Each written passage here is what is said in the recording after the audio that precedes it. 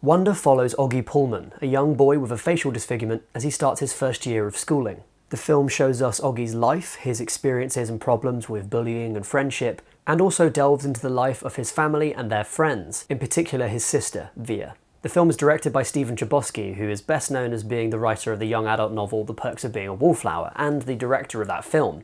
Now, I thought that was his first feature, but actually it turns out Chbosky's first film was made in 1995, when he got into Sundance Film Festival with a movie called The Four Corners of Nowhere. I haven't seen that, so I can't talk about it, but I have seen The Perks of Being a Wallflower, and I must say it's an interesting film, if not particularly a good one. Chbosky deals with an interesting affliction as a writer and a director. The emotional moments in his films, the key beats of them feel very real. He's obviously extremely skilled at working with actors, in particular I think young actors, because in Wonder, just like in Perks of Being a Wallflower, there's lots of teen and very young actors, and they all do really well. In particular, Jacob Tremblay is fantastic in this film, especially when you consider that he's just 10 years old and he was wearing a really extensive prosthetic for the entire shoot. Isabella Vidovic, who plays Oggy's sister Via, is also really deserving of praise. She's fantastic in the quiet moments of this film, and sometimes I feel that she's almost more the emotional centre of the movie, even more so than Oggy is. So when Via is interacting with her mum, or when Oggy is interacting with his friends, those emotional beats really work in the film, and Chbosky is excellent at observing and delivering those moments on screen.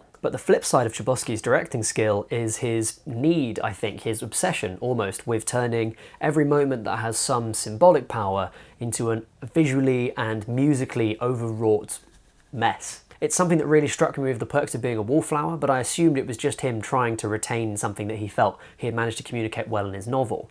In Wonder, which is not a book that he wrote, that he's adapted to film, but he's worked with other writers making, he doesn't really have that excuse.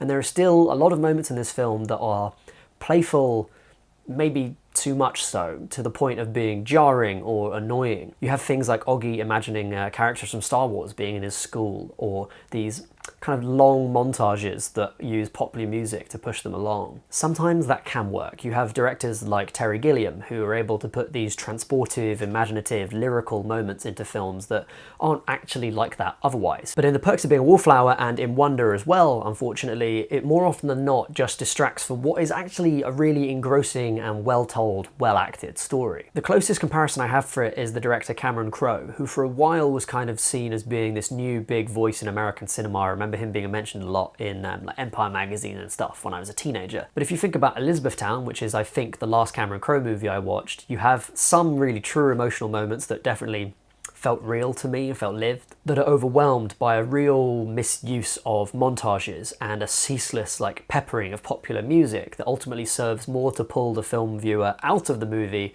than to pull them into it. So it's with a heavy heart that I tell you that Wonder is a pretty middling movie. It's not often I'll say a film that has great actors doing good roles, good performances, and a really interesting script ends up being kind of not quite hitting the mark. But unfortunately that's the case with this movie. To be fair, that might just be a taste thing. I definitely prefer stuff that stays close to the ground unless it's super out there like a Wes Anderson movie or something. But that's something you could tell me how you feel about in the comments, because I'd love to find out what you thought about Wonder, or if you haven't seen it, what you thought about The Perks of Being a Wallflower, which is, I think, a really interesting film, and I'm kind of fascinated to see what happens to the teens who grew up watching that movie. I'd also like to hear from anyone who's read Wonder the book. I was quite interested in the structure of the film, where it made self-conscious attempts to separate out character stories with different voiceovers and looking at very different worlds that they inhabit. And I heard the book did something similar, so I'd love to find out what you thought about Wonder as an adaptation. That's it from me. Hope you have a good one. I'll see you next time. Bye for now.